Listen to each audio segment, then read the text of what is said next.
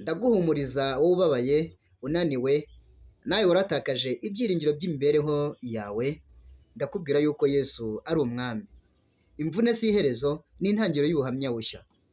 Ndakubwira ko nubwo hari ibyawukomerekeje byinshi, ntabwo byigeze birangiza umugambi w'Imana. Abantu bakwanga, ariko Imana yo ntikwanga. Na n'ubu iracyagukunda kandi iguhoza ku mutima wayo.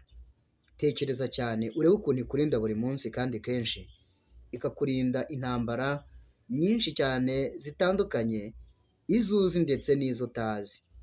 Mwamfura mwe rero turabizi ko mudukunda kandi mudukurikirana kenshi kuri uyu muyoboro wa Good TV Rwanda. Tugiye kujya tubagezaho ikiganiro cyitwa Voma nanjye mvome. Voma nanjye mvome ni ikiganiro kizagenda kidufasha kunguka byinshi, ariko cyane cyane ku bitunga ubugingo.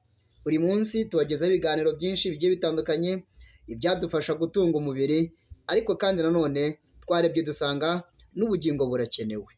Dutunge rero, dukunde cyane ibizatunga ubugingo bwacu. Voma nanjye mvome ni ikiganiro cyiza cyane rwose kandi ndahamya yuko muzagikunda kandi kiraryoshye cyane. Ese nawe urashaka kuvoma?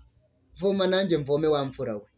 Nkwibutsa ko rwose buri munsi kandi kenshi duhora tubifuriza amahoro ndetse n'imigisha biva ku Mana.